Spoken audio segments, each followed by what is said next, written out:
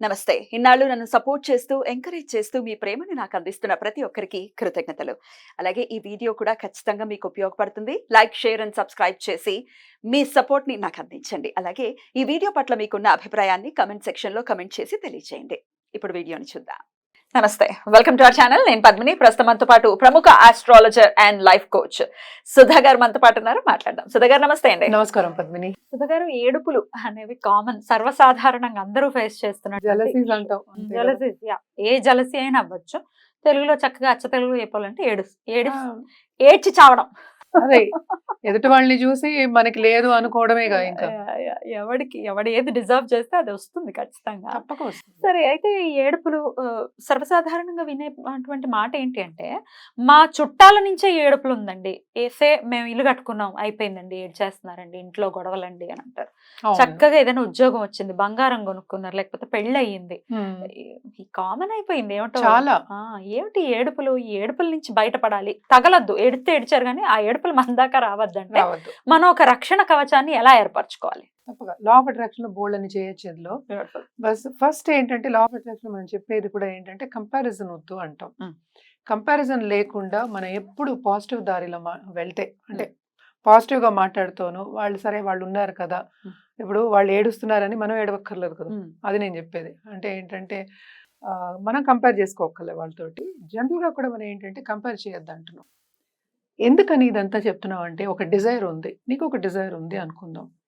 Suppose నువ్వు car కొనాలనుకున్నావు, అంటే ఒక బ్రాండెడ్ కార్ అనుకుందాం. ఇప్పుడు అన్ని బ్రాండెడే అనుకో. ఒక ₹1,00,00,000 కార్ కొనాలి అనుకున్నావు, ఎప్పుడో కొనాలనుకున్నావు. అది ఎవడో పక్క వాళ్ళ ఇంట్లో తెచ్చి పెట్టుకున్నాడు అనుకుందాం కాసేపు. అది చూసినప్పుడల్లా ఏమిటి, వాడు కొనుక్కున్నాడు, నేను కొనుక్కోలేదు, వాడు కొనుక్కున్నాడు, నేను కొనుక్కోలేదు, వస్తుందా రాదా? అది ఉంటుంది, తప్పక ఉంటుంది. అది human mind. Human mind is like a monkey only. It will attach it self only to the negative. అది ఫస్ట్ గుర్తించాలి. సెకండ్ థింగ్ ఏంటంటే, సరే వాడుకుంది, నాకు కూడా వస్తుంది అనుకోవడం పాజిటివిటీ. ఎప్పుడు నీకు యూనివర్స్ ఇస్తుంది, నువ్వు పాజిటివ్గా ఉండి ఆ దారిని నడిచినప్పుడు తప్పక ఇస్తుంది. ఆ దారిని నడిచినప్పుడు ఎన్నో అవంతరాలు వస్తాయి. మనం ఇప్పుడు ఒక రోడ్ మీద వెళ్తాం, గుంటలు లేకుండా ఉంటాయి. కాలు మెలతపడుతుంది, లేచి నడుస్తావా, అక్కడే కూర్చుంటావా? చేస్తాం, వెళ్ళిపోతాం ముందుకు. కరెక్ట్.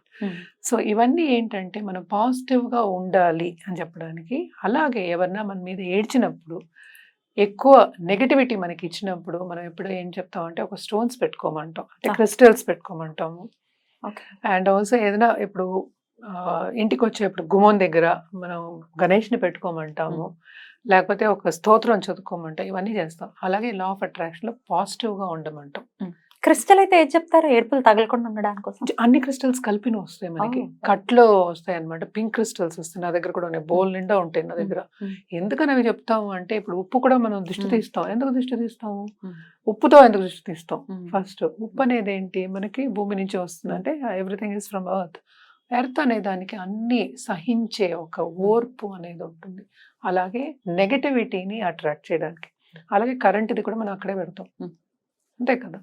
సో అట్రాక్ట్ చేస్తుంది. ఇప్పుడు ఉప్పు అయినా సరే, ఒక జెమ్ స్టోన్ అయినా సరే, మనం అందుకే ఇస్తాం, ఆ నెగటివిటీ పోవడానికే ఇస్తాం అనమాట. అలాగే పూజలు కూడా మనం చెప్పేది దానికి. But in this law of attraction లో కానీ, వాళ్ళు వెస్టర్న్ కంట్రీస్ లో కానీ వాళ్ళు జేడ్ పెట్టుకుంటారు, జేడ్, మూన్ స్టోన్, ఒక్కొక్కళ్ళు ఒక్కొక్కటి నమ్మకం, అంతే. సో ఈ క్రిస్టల్స్ అనేవి ఏంటంటే హిమాలయన్ క్రిస్టల్స్ అని వస్తాయి అనమాట, పెద్ద వస్తాయి.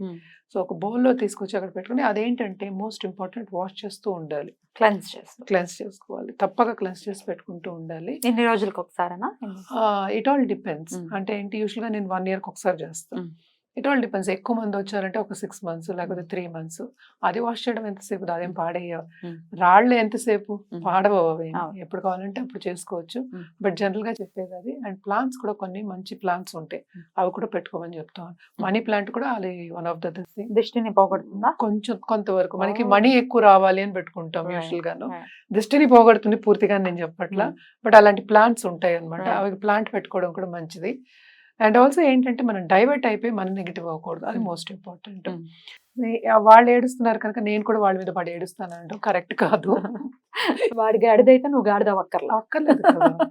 నువ్వు పాజిటివ్ గా ఉంటే నీకే పాజిటివ్ అట్రాక్ట్ అవుతుంది. ఏంటంటే మన లా ఆఫ్ అట్రాక్షన్ లో చెప్పేది లైక్ అట్రాక్ట్స్ లైక్.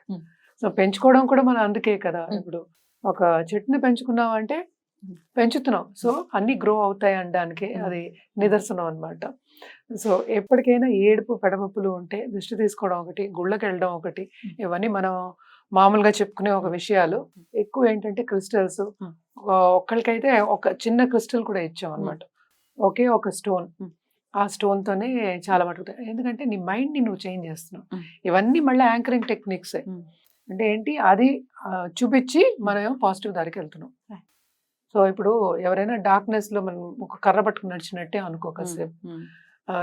కొండ ఎక్కాలంటే మనకి తెలుసు ముళ్ళు రాళ్ళు అన్ని ఉంటాయి, చెప్పులు వేసుకున్న జాగ్రత్తగా ఉంటాయని ఒక కర్ర వేస్తాం. కర్ర అనేది యాంకర్. సో మనకి అంటే ఏంటి అక్కడ నిలుపుతుంది అని లెక్క అన్నమాట. ఇవన్నీ యాంకరింగ్ టెక్నిక్స్, అది పెట్టుకుని మనం చేసుకోవడం అనేది ఇంపార్టెంట్. అందుకని వాళ్ళు అందరూ ఏడుస్తున్నారని మనం పిలవడం మానేసినా పిలుస్తున్నాం కదా మరి. మరి మేనిఫెస్టేషన్ టెక్నిక్ తో ఎలా ఏడుపులు మనకు తగలకుండా ఉండాలంటే ఏం చేయాలి? జనరల్ గా అయితే నేను చెప్పేది ఏంటంటే స్క్రిప్టింగ్ టెక్నిక్ అన్నమాట. వాళ్ళందరూ మనని పొగుడుతున్నారు అని రాయాలి అంతే. అంటే ఇంకేముంది, లేకపోతే నువ్వు మాట్లాడు వాళ్ళు మాట్లాడు. నువ్వు ఎవరైనా నిన్ను అప్రిషియేట్ చేసినప్పుడుగా అప్రిసియేషన్ పెరుగుతుంది అన్ని చోట్ల. సో ఒకళ్ళని మనం అప్రిషియేట్ చేసినప్పుడు మన అప్రిసియేషన్ కూడా పెరుగుతుంది, మన మీద ఒపీనియన్ కూడా పెరుగుతుంది మనకే. సో అందుకోసం వాళ్ళందరూ నన్ను వచ్చి అప్రిషియేట్ చేశారు, ఎంత బాగా పెట్టుకున్నావు అన్నారు అని మైండ్ని కొంచెం దశ తిప్పుకుంటే అది ముందుకు సాగచ్చు. ఆ రిలేషన్షిప్ కూడా ముందుకు సాగుతుంది. సో మోస్ట్ ఇంపార్టెంట్ ఏంటంటే రిలేషన్షిప్ని కాపాడుకోవాలి. ఇప్పుడు తోబుట్టుల్ని, లేకపోతే వాళ్ళ కజిన్స్ కానీ, లేకపోతే అత్తమామల్ని కానీ, లేకపోతే మేనత్తల్ని కానీ మనం వదులుకోలేము. ఎవరికైనా ఇప్పుడు గృహప్రవేశం అయినా ఏదైనా సరే మనం పిలుచుకునేది మన వాళ్ళనే. సో మన వాళ్ళు ఇలాంటి వాళ్ళు అని తెలిసినప్పుడు దాని గురించి ఆలోచించకూడదు అనేది నా ఇదన్నమాట ఒపీనియన్. వాళ్ళు అలాంటి వాళ్ళని తెలిసినప్పుడు మనం ఎందుకు ఇంకా పిలవడం తప్పదు, పిలుస్తాం దాని గురించి ఎందుకు ఆలోచించాలి. వాళ్ళు అంతే, వదిలేయడమైనా వదిలేయాలి, లేకపోతే నిన్ను మార్చుకోవాలి. ఈ రెండే మనం చేయగలిగింది ఒకటి. ఎందుకంటే ఎవరిని మనం మార్చలేము, మనం మార్చుకోగలం. అందుకోసం ఈ మేనిఫెస్టేషన్ టెక్నిక్స్ అనేది కూడా నేను చెప్పింది ఏంటంటే మనం బాగున్నాం వాళ్ళందరితో అని రాసుకోవాలి. అప్రిషియేట్ చేసుకున్నాం, నన్ను అప్రిషియేట్ చేశారంటే వాళ్ళ మీద ఒపీనియన్ పెరిగినట్టే కదా నాకు. అంతే, నా ఎదుగుదల చూసి వాళ్ళు సంతోషంగా ఉన్నారు అనుకోవటం అంతే. రివర్స్ సైకాలజీ వాడడమే దీంట్లో, అంతకనే ఏం చేయలేము. బాగుంది మ్యాజిక్. డెఫినెట్ గా ఇవి చేసుకుంటే డెఫినెట్ గా మార్పు అనేది ఉంటుంది. ఏడుపులు కూడా తగలకుండా ఉంటాయి. అంతే, తగలవు కదా, ఎందుకంటే మనం పాజిటివ్ గా ఉన్నప్పుడు ఎలా తగులుతాయి. మనం ఎప్పుడు నెగటివ్ ఆలోచిస్తాం, మనం చేసేదే క్రియాకర్త కర్మ మనమే మన లైఫ్ కి. నేను ఎప్పుడు అదే అంటా, నీ లైఫ్ నువ్వే హీరోయినో హీరోవో, నువ్వు ఏం చేసుకోవాలి. బ్యూటిఫుల్ అండి. చాలా అంటే ప్రాక్టికల్ గా అప్లై చేయాలి వీటిని, డెఫినెట్ గా ఇంపాక్ట్ అనేది ఉంటుంది చెప్తున్నారు. అయితే క్రిస్టల్స్ కి సంబంధించి ఒకవేళ తెలుసుకోవాలి అని అనుకుంటే సుధా గారిని ఒకసారి కాంటాక్ట్ చేయండి. రైట్ సుధా గారు, thank you so very much. నమస్తే.